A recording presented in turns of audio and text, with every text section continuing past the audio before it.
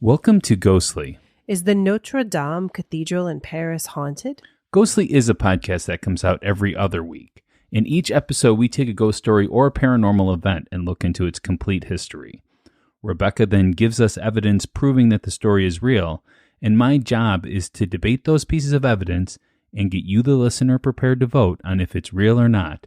If you haven't yet, please hit that subscribe button. And as always, we're your host. I'm Pat. And I'm Rebecca. So we've been diving into these Paris episodes here and mispronouncing everything. Yes. The good part about that is this is the last one that we're going to ruin for everyone. No, I'm just kidding. Hopefully it's been fun, especially now that the Olympics have actually happened. Yeah. I think we've all been seeing all these great places, and hopefully our episodes were able to add a bit of ghostly fun to watching the Olympics for you. I've been really enjoying it. And as we're recording, this is the closing ceremony. Yes. So, yes. So the Olympics are now over.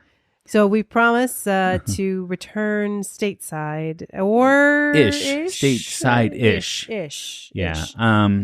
It could be, this is like our next episode, which I am alluding to like right now, is going to be like worldwide. It is worldwide, but with a very good connection to Chicago, which we always love. Sure. We're going to be talking about the Notre Dame. Yeah. So you have been to the Notre Dame, I have been to Notre Dame, yes. So what are your impressions of it? It is unlike most places.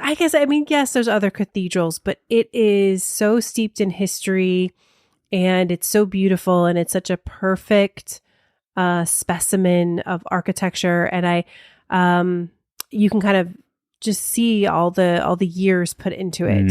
Yeah. And it was, obviously we'll talk about what happened to it, which was devastating, but it's a magnificent place. So I loved going there. Like when you're looking at Notre Dame, what is the most memorable feature? The windows. Yeah. The stained glass. Yeah.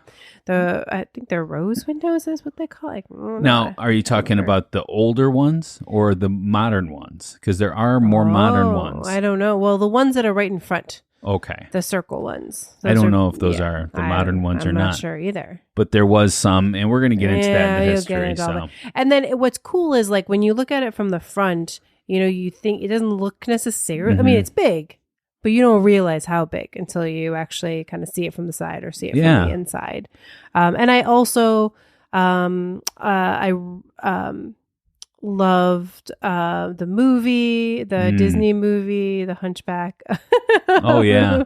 Notre Dame, and I have not read the Victor Hugo book, but that's a fun story too. Absolutely. We're going to talk about that too. So yeah. So, anyways, there's a lot of.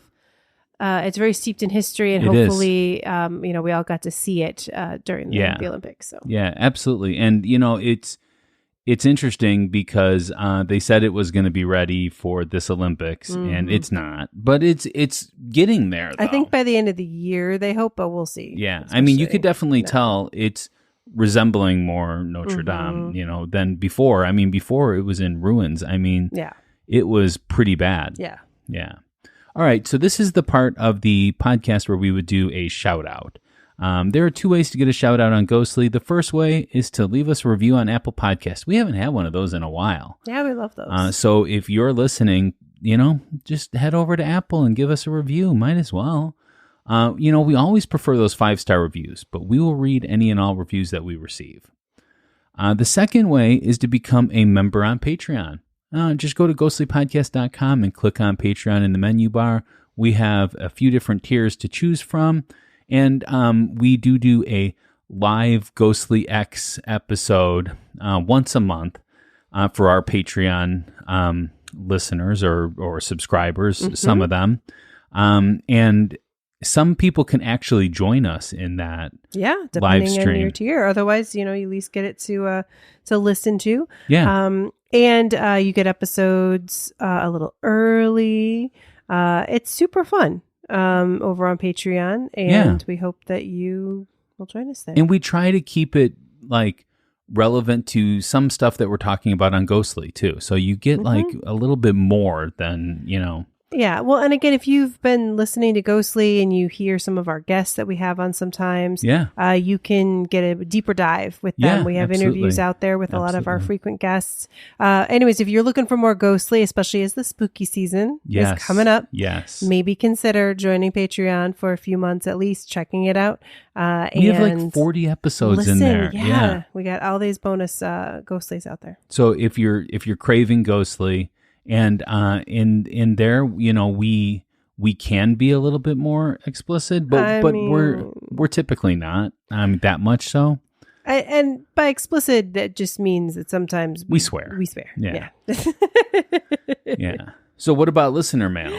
So no listener mail today, but we would love to hear from you. We always want to hear your stories. Absolutely. And if you do want to submit one of your stories to us, you can send it through email. You can use info@ghostlypodcast.com if you like to just type out an email address, or if you'd rather, you can just go to ghostlypodcast.com. We have a contact us form right there. And in the footer, we also have our address where you can send us something actually in the mail. Yes, our favorite. The real mail, where you you have to put a stamp on it, and they're going up too, right? Yeah, get your stamps. Yeah, definitely. So that is P.O. Box number 264, Geneva, Illinois 60134. Again, it's found in the footer of ghostlypodcast.com, so you don't need to memorize that. Absolutely.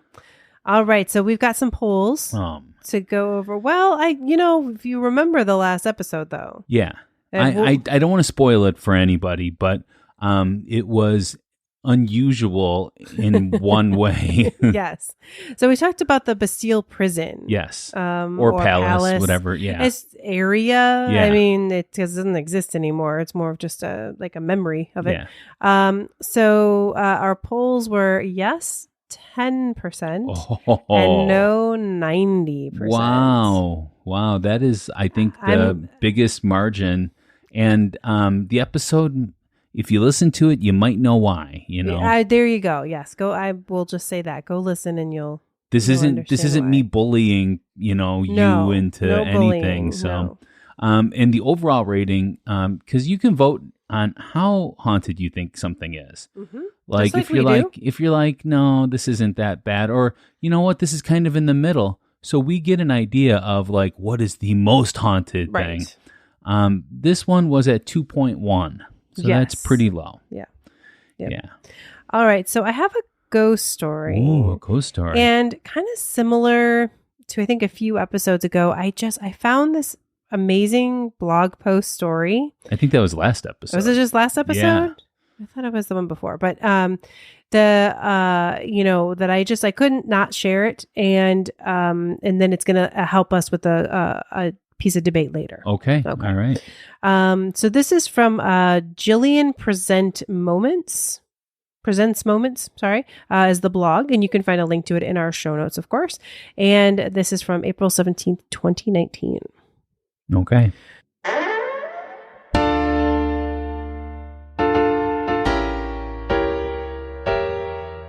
It's time for a spooky tale from our bad girl.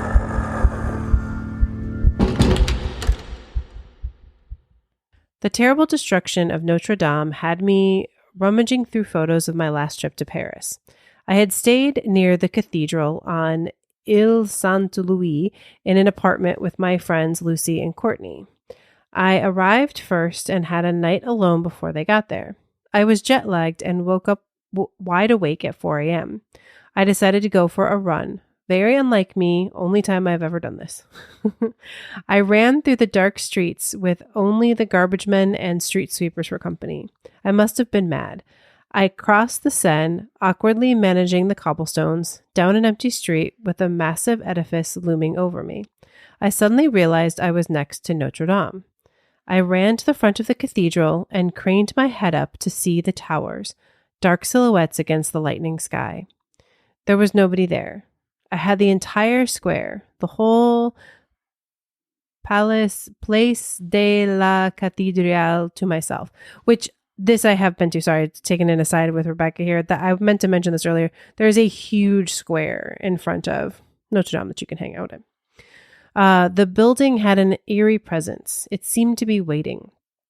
I could just make out the contorted faces of the gargoyles and the first traces of dawn light. There was a sense of foreboding. It seemed very, very big, and I felt very, very small. I sensed the weight of history there. All the souls who had worshipped there, the marriages, burials, coronations. I sensed the great cast of French history all glaring down at me. Little, tiny, insignificant me staring back up at its great facade, eyes wide, mouth open, frozen. For a moment, it seemed as though a portal had opened and the past was right there, so close I could reach out and touch the robes of the king, or Napoleon's horse, or hear the soft chanting of the monks. Footsteps behind me stirred me from my dream. It was a nun. She turned her head to look at me as she passed. She went to a small door on the left-hand front of the cathedral and opened it with a key. She paused and said, as if to make sure, "La cathédrale n'est pas ouverte." The cathedral isn't open. She then disappeared into the building and closed the ancient door behind her with a clang. A shiver went through me, and I ran as fast as I could back to my apartment. In the bright light of mid-morning, I went back to the cathedral. There were masses of tourists in the square. The square was buzzing with activity. The menacing heaviness had been replaced with cheerful brightness. I went into the cathedral and sat for a long time sketching. My fear from the early morning had disappeared. Lucy, Courtenay, and I later came back and did the tourist thing. We took happy photos in front of the world-famous tourist attraction. I had forgotten my solitary experience at the cathedral until today when I saw footage of the fire. Had I seen a ghost? Had I felt a time warp? A flexing of here and now to a time before? Or did I simply glimpse my own mortality? Perhaps I just imagined it all. That's interesting. And where again did you find that? Jillian Presents Moments is the website. It's a blog. Okay. Yeah. All right. Well, we're going to take a short break, and when we return, we're going to talk about the history.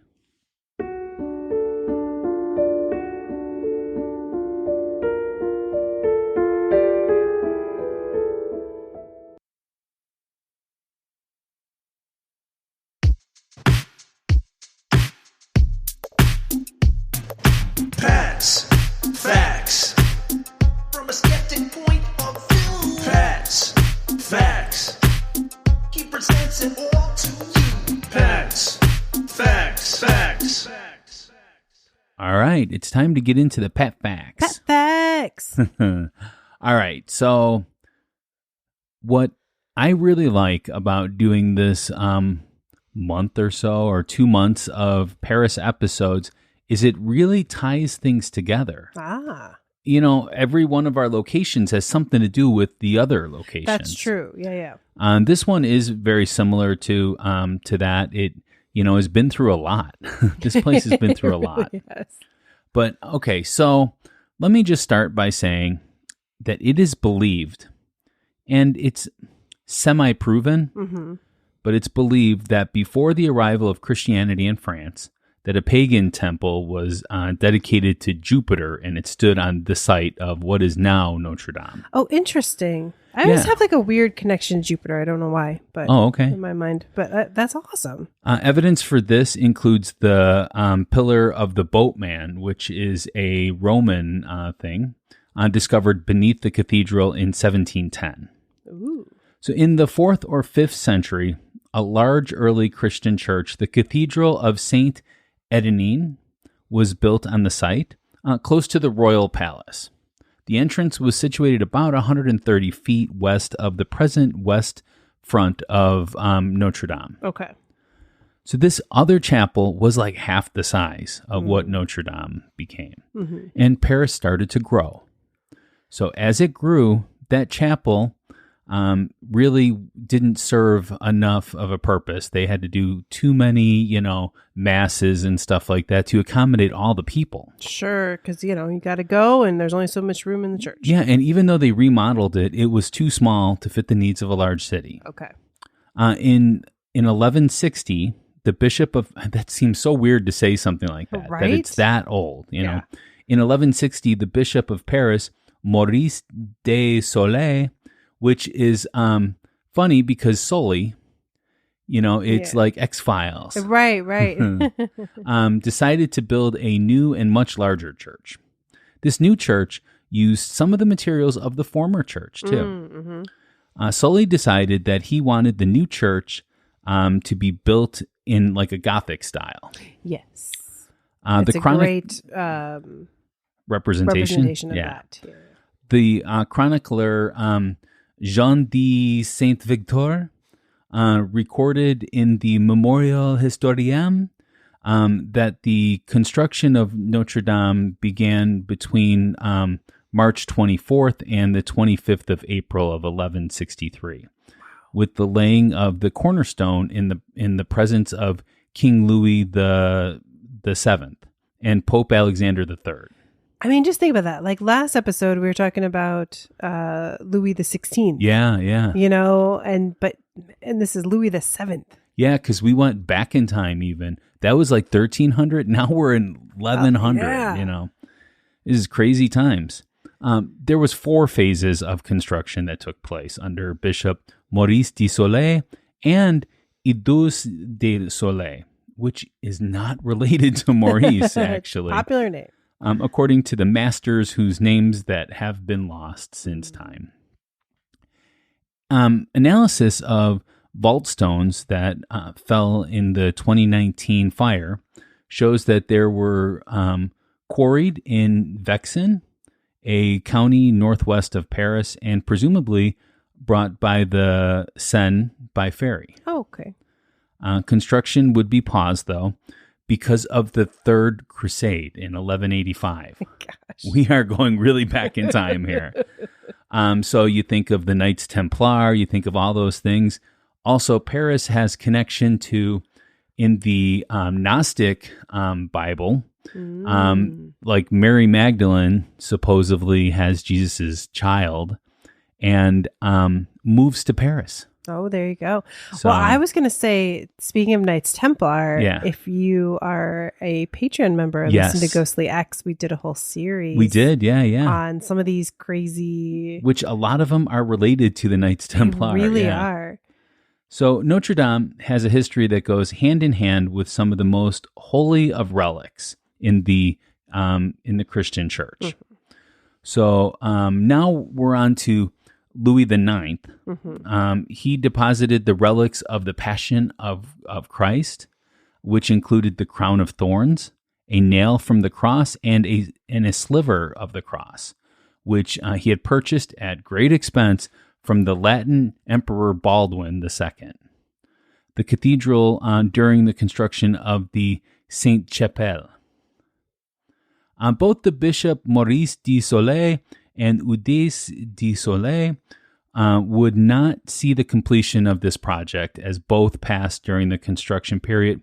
Maurice de Soleil was the first, and then actually Idus was his successor. Oh, okay. And then and it went even beyond them. Yeah.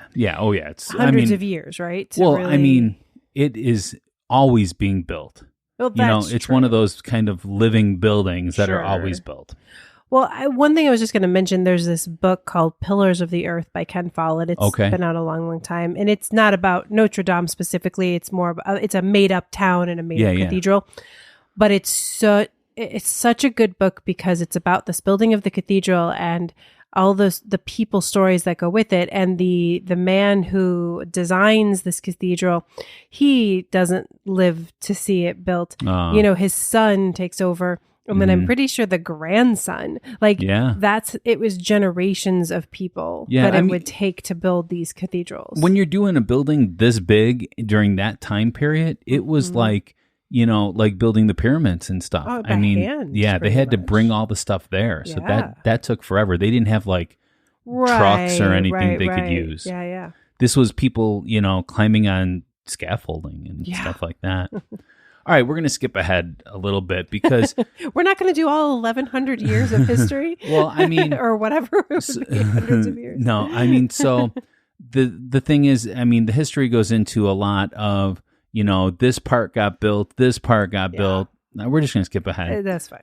On December 16th, 1431, so I Okay. skipped ahead 300 years, if Okay. you don't mind. That's fine. The boy king, Henry VI of England, was crowned King of France in Notre Dame. Oh, He was 10 years old. interesting. Because the traditional coronation church of Reims Cathedral was under French control.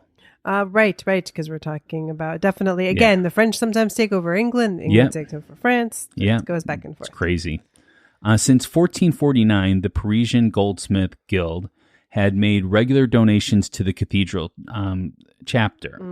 In 1630, the guild began donating large altar pieces every year on the 1st of May.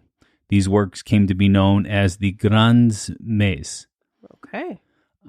Which there's a long history with that too. Like those were like great pieces of artwork and stuff. And at one point, like by the end of the 1400s or something like that, they were like, no. In like the late 1600s or something like that, they said, no, the church can't own all these. We're giving them to the city. Well, and also it's like, how many do we need in one church? I mean, yeah, I mean, there are still a couple that are in there. But I think that they got burnt in the fire. So I don't think they survived. Okay. All right. So after the French Revolution in 1789, Notre Dame and the rest of the church's property in France was seized and made public property. The cathedral was rededicated in 1793 to the cult of reason, and then to the cult of the Supreme Being in 1794. During this time, many of the treasures of the cathedral were either destroyed or plundered. The 28 statues of biblical kings located at the west facade, mistaken for statues of French kings, were beheaded. Okay, I was wondering if you were going to mention this because I had heard about this. Yeah, many of the heads were found during a 1977 excavation nearby and are on display at the Musée des Colonnes. For a time, the goddess of liberty replaced the Virgin Mary on several altars. Oh. So liberty was a big deal during this time, especially after the French Revolution, hence why we have the Statue of Liberty. Yes. Very special relationship between the two countries. It's like a love-hate kind of thing, I think. With the Concord of 1801, Napoleon Bonaparte restored Notre Dame to the Catholic Church, though this was only finalized on April 18th, 1802. And I had heard too, I had heard about him being there too. Like he really... Well, he was coronated there as well. Yeah, I was going to say like this, like he definitely kind of tried to at least bring some attention back to it. Absolutely. And Napoleon named the next bishop, Jean-Baptiste de Bollay, who restored the cathedral's interior. He's really responsible for a lot of what it looks like nowadays, too. In the decades after the Napoleonic Wars, Notre Dame fell into such a state of disrepair that Paris officials considered its demolition. Yeah. I mean, I think especially like during the revolution time, again, they weren't really taking care of it. Yeah. And then Napoleon, that was just all messy. Well, they were going to burn it to the ground. Yeah. But then they realized that if they burnt it to the ground, they would also burn the neighborhood down. Oh, wow. So they didn't do it. Who is actually attributed to saving this a little bit is Victor Hugo that you talked about. Yes. Who he admired the cathedral, and he wrote the novel Notre Dame de Paris, published in English as The Hunchback of Notre Dame in 1831, to save Notre Dame. Yeah, I mean, again, the claim is that he went to the church one day and he did see like someone with a hunchback that was like cleaning things. Again, it wasn't the story or anything like that, but he was inspired to write the book. Sure. The book was an enormous success, raising awareness of the cathedral's decaying state. And in 1844, King Louis Philippe ordered that the church be restored. During the Paris Commune of March through May of 1871, the cathedral and other churches were closed, and some 200 priests and archbishops of Paris were taken as hostages. I think that they ended up being okay because I don't see any, thing about a bunch of priests and people being killed. I didn't see anything about that either. So. But during the liberation of Paris in August 1944, so now we're skipping ahead to World War II. Yes. The cathedral suffered some minor damage from stray bullets. Some of the medieval glass was damaged and was replaced by glass with modern abstract designs. Ah, that's what you were talking about. Yes. Interesting. Okay. On August 26th, a special mass was held in a cathedral to celebrate the liberation of Paris from the Germans. Can you imagine that time? Like how much celebration was happening and stuff? And on January 19th, 1969, vandals placed a North Vietnamese flag at the top of the Fletch and sabotaged the stairway leading to it. So definitely protests happened there. I'm that's like the steeple. Oh yeah, there was the big spire. The spire, that's what it is. Yeah. And on June 26, 1971, Philippe Pitet walked across a tightrope strung between Notre Dame's two bell towers, entertaining spectators. Okay. On April 15th, 2019, the cathedral caught fire, destroying the Fletch and forest of oak roof beams supporting the lead roof. It was speculated that the fire was linked to ongoing renovation work. Yeah, I think I remember hearing something about that. But the story actually gets crazy here. Oh, okay. I'm curious. I haven't really paid that much attention since it happened. I didn't either. And then I looked this up, and this is really interesting. Okay. According to later studies, the fire broke out in the attic of the cathedral at 6:18 p.m. Okay. The smoke detectors immediately signaled the fire to a cathedral employee who did not summon the fire brigade, but instead sent a cathedral guard to investigate. Now, you've talked about how big this place is. Yes. And this is in the attic. Right. And I could see that you might be, like, your brain just can't imagine there's actually a fire.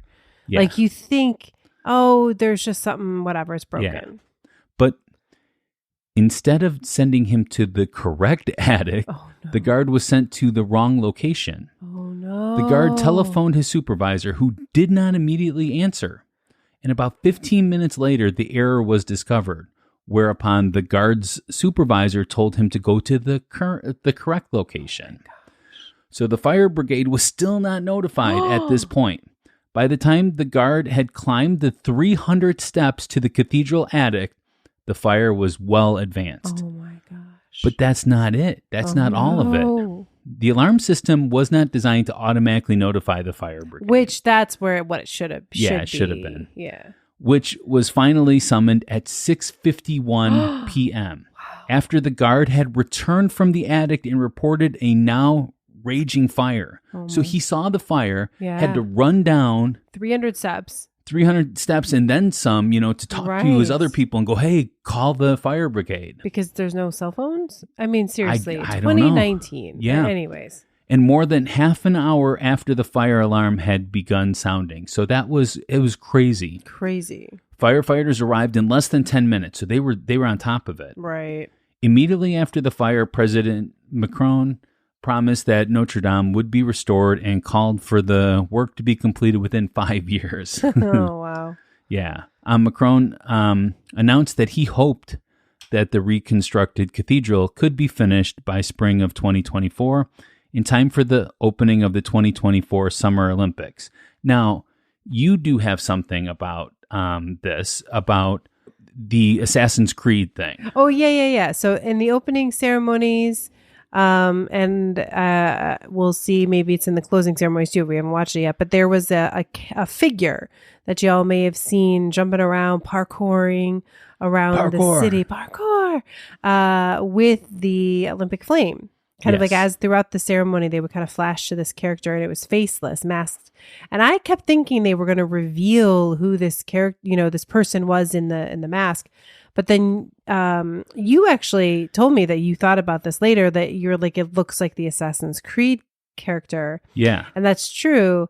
Because there is an Assassin's Creed game that takes place in Paris. Which I've played, and I didn't even remember that I played that one. I've played that one too. Or not like the full thing. I've just played at somebody's house. No, those games are hard. You have to jump all over the place and do all kinds of, yeah.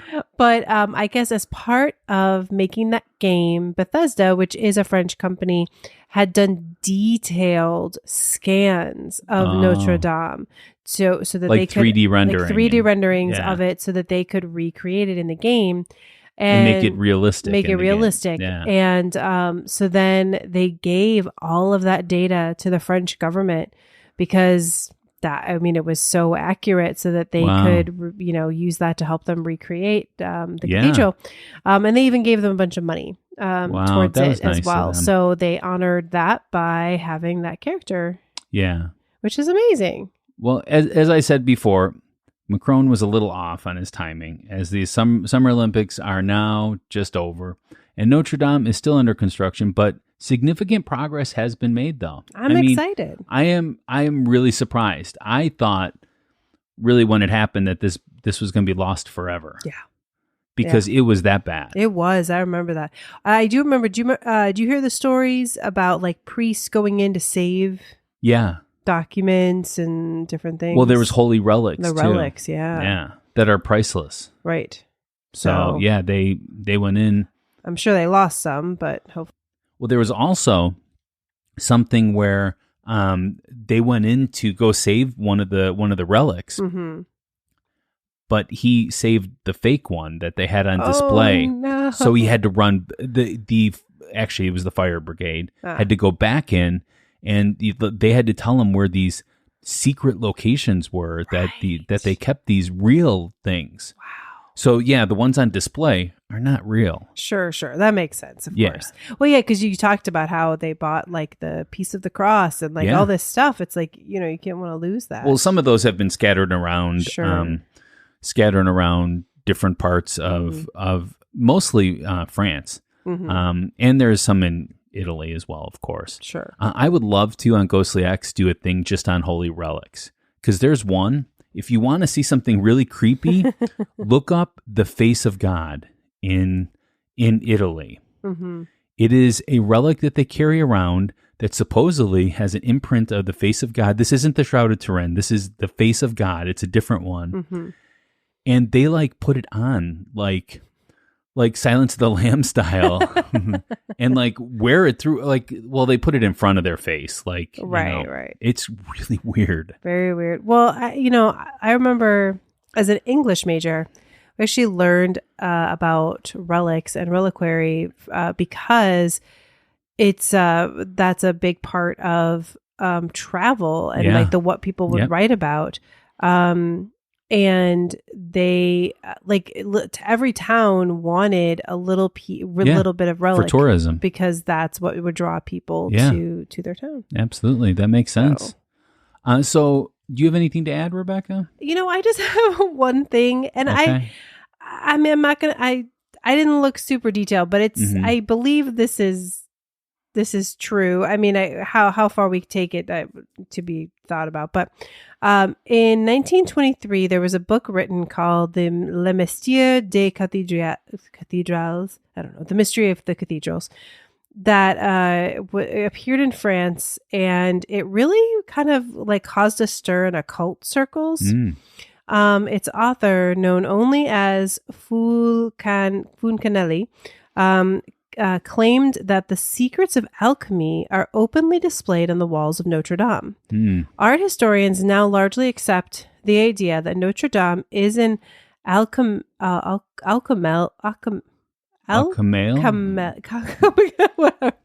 text in stone.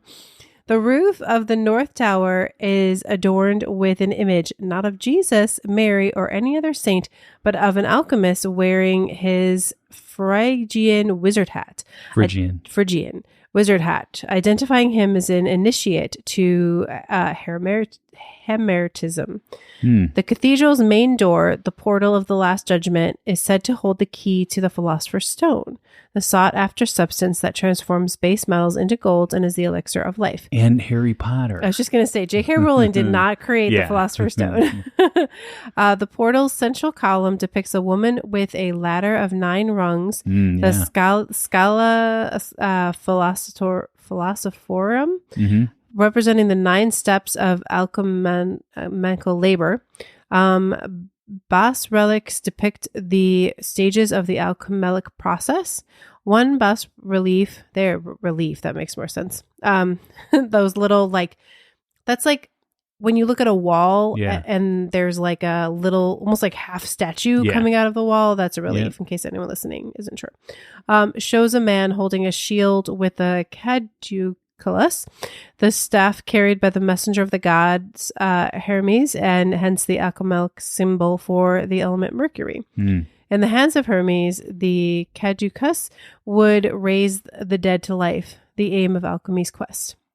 Of the 12 sculpted apostles decorating the archway, one is pointing up to an angel who is, in turn, pointing her finger toward the left bank of the Seine, to the location of the Philosopher's Stone, perhaps? An eagle in the central portal, representing the power to turn common metal into gold, points in the same direction as the angel. No one knows what these clues mean, but placing these hidden messages at the very entrance shows that the builders considered alchemy of great importance, which is true. People back then were like super into figuring that out. They really thought they could figure it out. Well, they were Freemasons that that built this. Sure. I mean, obviously. And they oftentimes would put, little things in their building, little symbols and stuff like that. Even the Vatican, which I'd love to do an episode on the Vatican. They did, like, there's a bunch of things on there. Some of them you would be like shocked. Like, I think there's a swastika on the Vatican, but it was a symbol of protection before it was used by the Germans. So. Yeah, lots of crazy stuff. And I don't know how much of this has survived or will survive after the fire and the reconstruction and all of that. So we'll have to see. But I just thought that was kind of an interesting to find out. piece of it. All right. So we're going to take a short break while we regain our composure. Yes. And when we return, we're going to get to the debate.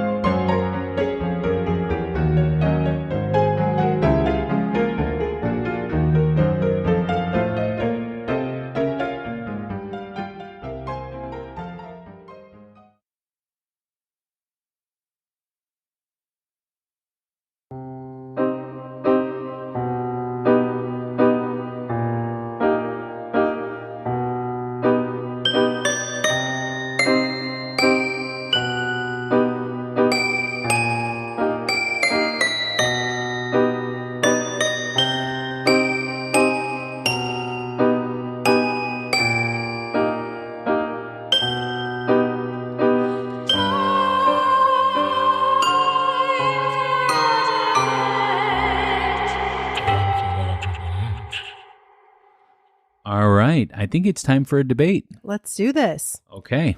All right. So one of the main reasons people believe Notre Dame is haunted is because, and warning here a little bit, many people have committed suicide there over the years. Not as many as the Eiffel Tower, but still plenty. The most common ghost people say they see are women. In white? I would assume. None of them said that, but I would imagine. But they are wandering around by the gargoyles in the towers of the cathedral, and then they disappear. Wow. So I'm not going to share all of the stories. Yeah. I mean, one woman leapt to her death and killed another on the ground when she landed. I mean, just horrible things. But there is a story that is like the most talked about. So I thought we would talk about that. So again, trigger warning for suicide and gore. If that's not you, you can skip ahead a little. The death of Marie Felix in 1882 is probably the most famous because it's the goriest.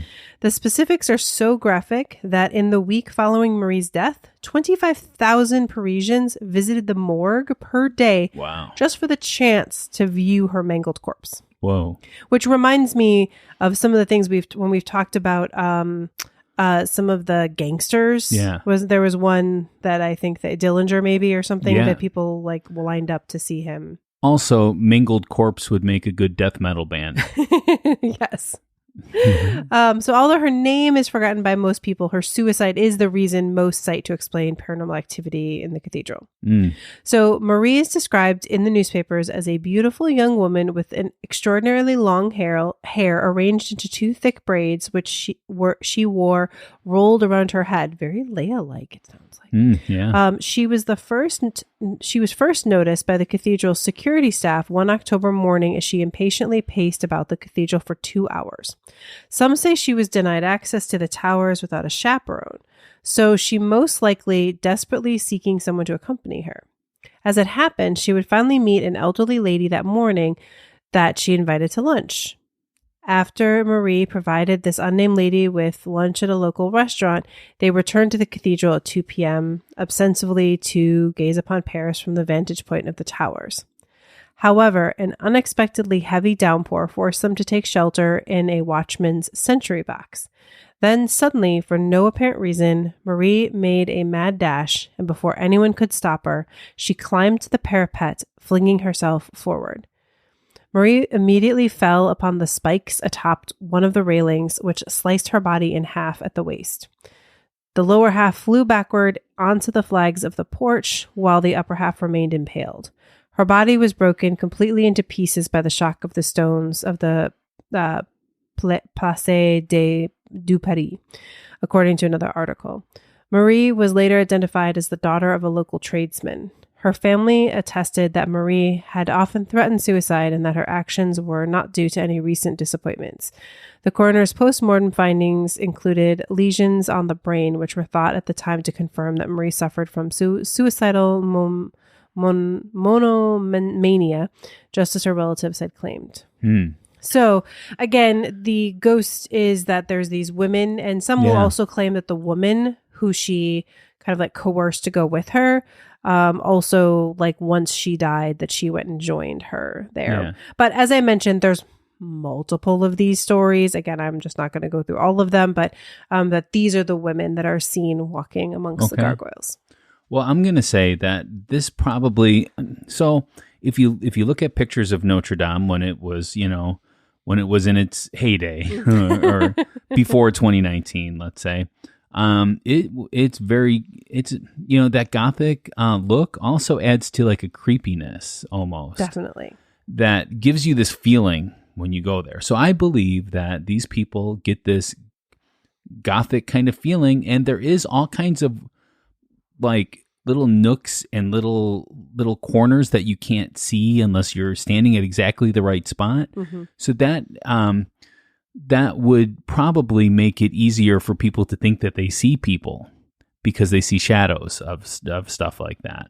So I'm going to say it has to do with that. And then later they look it up and then they find out about all the suicides. So that like verifies their claim that it's haunted when it doesn't. I mean, they still didn't really see anything. So I'm going to give this one a 0. Okay. I'm going to give this one an 8. Okay. I think there's been a lot of tragedy there, and it makes sense to me that then these souls stay there.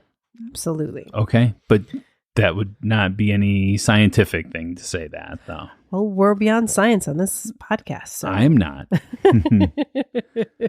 Okay. Now, the other big story, just one more big one, is the Devil's Gate. Ooh, there's a Devil's Gate there, too? There's a Devil's Gate. We've done Devil's Gates before. We did a couple cemeteries that had them. Now, this is a little different than that, but similar. Yeah. Okay. So the intricacy of the ironwork of Notre Dame's main doors is amazing. Like people, I mean, Yeah. Was, maybe? Was. I don't know if it they still made is. it. I feel Yeah. like they did. But with the limited tools available to medieval metalsmiths, it's astounding how it can come to be, right? yeah. So, and obviously if it blew our minds today, imagine how floored Parisians were back in the 1300s when these were finally made. Sure. The doors were the tour de force of a young metal worker named Biscornet. Now, I did hear this in one place, not in others, so take it with a grain of salt. But that actually they did a contest and they picked like the best metal worker in Paris, and then he died. And this was his apprentice. So like he was like, oh no, I have to figure this out. I don't know if that's true, but that was one place I heard that. So eager to prove himself, he worked and worked and worked, making these twisting, swirling shapes worthy of paradise itself. After months of labor, he finally put it on the doors. Now, basically, the story is that he kept trying designs, and the priests were like, no, that they're not good enough. Like everything he did just wasn't right. So basically they couldn't believe that, that he couldn't do this. But basically they said he must have made a pact with the devil to accomplish this. So in his name, Biscornet translates to two-horned. Right. Okay. So obvious demonic connotations. Sure. So basically so the story is that he couldn't get it to work, and he prayed to God, and that didn't work. So then he prayed to the devil, and that's what made it work. And then they supposedly went to go see him after the doors were revealed, and they found him unconscious on the floor. And that the swirls in the iron look like 666. Which you can see, like if you look at it, yeah. And so the one more part of the story is the reason they went to try to find him is that the day they went to reveal the doors, they would not open. They literally couldn't get them to actually open. So they went to go find him. They're like, hey, where are you? He was passed out or dead. And they decided to sprinkle them with holy water. Okay. And after sprinkling them with holy water, they opened. And then he died shortly after that. Okay. So that's really kind of basically it. Like there's a lot of words there, but that's kind of basically that, like the devil is who helped him build the doors. And it wasn't until they sprinkled holy water on them that they would open. Now, there's a little bit more to this, but we're just going to stop there for right now. Okay. So what do you think? Were these doors, were they designed by Satan? Is I think where we're going with this. I mean, I see also that you do say something about the swirls on the door reveals the number 666. Right. And if you look at them, they do kind of look like that a little bit. The number 666 was not necessarily first attributed with the devil. But were they at this point, though? I don't know. No, it wasn't actually at this point. Okay. And actually, there is debate that it could be a misinterpretation of what was actually said in Revelations on the number of the beast, because it could have been not look to the number of the beast, but to vote for the number of the beast. It could be a voting thing, actually. So it's a weird thing. And also other people say that it's misinterpreted, that it's actually 616, which numerology, that would probably, be, and anyways, I'm going off on a tangent. No, I just think that these doors were stuck. They put some kind of lubricant on it, like water, and it was able to open then. Crazy. 0, 0, 0, 0, 0. The sign of Pat. I mean, for me, I'll give it a 5. Like I think it's interesting, that this is what the explanation given to this, that this was the only way, that he could make it work. But I don't know. I don't know that I quite have enough proof to go too far with it. All right.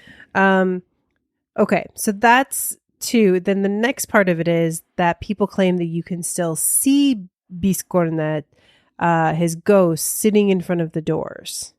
And the time that you can see him is like on stormy nights when it's hailing out. Well, I mean, this would be easily verifiable if it was true, right? So they could be like, oh, it's a stormy night and it's going to hail. Let's go take some pictures in front of this and let's see what we can come up with anything. And I don't see any pictures of this at all. No. So this is definitely, you've created a situation here where there's a specific time that they could do it. Sure, that doesn't happen often, right? But it does happen, especially in Paris. It rains there a lot, so it can hail a lot. No, I'm going to say 0. This is just, this is just, come on. They would have proven this to be true, and then we would have proof of ghosts, and there wouldn't be a ghostly then. Well, I mean, ghosts don't always like to stick around for pictures. We know that. Okay, but they could have done that the whole time. They could have just been taking pictures, and they could do this over several stormy nights. It's been around since 1100. So they could have been doing this for 900 years now. Well, this was in the 1300s that he made the doors, but yes. Okay, well then, this is over 700 years, they could have been taking pictures. Well, and you know what? If they really want, let's say they're not even sure about the stormy nights. Why don't they set up a camera outside there and take a picture every single night? Take several pictures, and then people look at those pictures. If they really wanted to prove the existence of ghosts, they can't. It doesn't exist. It's not true. 0. Okay. I'll also give it a 5. Again, this is a weird story. You never know. I mean, I think it's I don't know how it started or why would Notre Dame want this to be the story? Why would they, have this out there that their doors are devil doors? Obviously they feel like they got them, exorcised or whatever, but, anyways, it's interesting to me. And I did not know this before going in there. I wish I had known it when I was there. All right, we have one last piece of evidence. Would that have stopped you from going there? No. So you would go through the devil doors? Yeah, I would go through the devil doors, especially because when I was hanging out in that area outside of it, the Place de Paris, this guy kept hitting on me. Like he would but in a way of are you trying to steal my money? Was it Rainn Wilson? It was not. It was not. And I basically had to flee into the cathedral to get away from this guy. Okay. All right. So we have one last evidence, which is to revisit that story from earlier. Yeah. So there is a claim of a ghost that people see is a wandering nun. Mm-hmm. She is actually a ghostly figure that's ding ding ding that's said to roam the streets of Paris around Notre Dame, searching for peace. Notre Dame. Sorry. Yeah. I keep doing the American. Yeah. Okay, well, this is just like a telling of a story. This is not any evidence at all. There's no pictures. There's no anything. Well, it's just to support the person's this story that she was telling about seeing a woman. Yeah, nun. But she has no pictures or anything like that. No. And you said people claim. Right. So there's multiple stories of this. That was the example I found is someone telling the story. But I mean, this isn't really like evidence. This is more just like a old wives' tale, kind of thing. I feel like I'm gonna have to say 0 because there's no pictures, there's no videos, there's no anything for me to really go on this. I'm gonna have to go 0. I don't think they like ghost hunters in here very much, so I think that's why we don't have a lot of evidence. So, but they do allow cameras. They do, but I don't know. Those ghosts are shifty up there. Okay. All right. So yeah, that's what I get. Okay. So what was your rating for that one? 5. Oh, okay. Oh no, we didn't give a rating for this one. I'm sorry. I did. I 0 you gave me. a 0. This one I'm going to say a 7. I'm going to say a 7 because we got a personal story from somebody. Okay. So what is your overall rating then of everything? I had 2 5s, a 7, and an 8. So I'll go 6. I had a 0, 0, 0, and a 0. So I'm going to go 0 for this one. Okay. Sorry, I just want to be funny about that. I'm not doing that to be arrogant or anything like that. All right, so that brings us to the closing arguments. This is our last chance to convince you to vote our way. We are each given 1 minute of uninterrupted time. We will time each other on our cell phones to keep each other honest. Rebecca, are you ready? I am ready. and go. All right. So it's an interesting place. I mean, I found a lot of comments online, people just saying, it's definitely haunted. But the main stories really are of the women that are seen up in the towers, and then we just have the devil doors and some the other things in there as well. And honestly, this place has seen a lot, and a lot of death, a lot of power shifting, and I can't believe with all of that there isn't some energy there. I think there's, though, a lot that goes in and out, so maybe it's not a place where people linger for a long time. But yeah, I definitely think it's haunted. Okay, well, you had 15 seconds left. Thank you. All right, are you ready? Yes, I am. Okay, so I don't think that there was any real evidence here. Everything that was said was all folklore and storytelling, which is fine. I mean, I enjoy those kind of things, but it just doesn't prove that there's any ghost. Yes, it does have a history, but that doesn't mean anything. Also, it is a Christian church. What about if they expelled every single ghost that could have been there? I don't think it's haunted. I mean, seriously, I don't think it's haunted. And I don't think that there's any proof to alter my opinion on this at all. So I'm sorry. But I want to thank you guys so much for listening. Please share us with your friends and family, as word of mouth is our best advertisement. Remember to hit that subscribe button if you haven't done so yet. And get out and vote. Just go to ghostlypodcast.com and click on polls. Now let us know what you think. Yeah, absolutely. I would like to give a shout out to our VIP producers on Patreon. We have Andrew, Alicia, Becky, Cindy, Kevin, Jessica, Alice, Aaron, Hope, and Candy. And on the next episode of Ghostly, I'm super excited about this one. We will be talking about King Tut's curse on the tomb. Yes. And it comes out on August 28th. Yes. Until then, stay ghostly. Bye.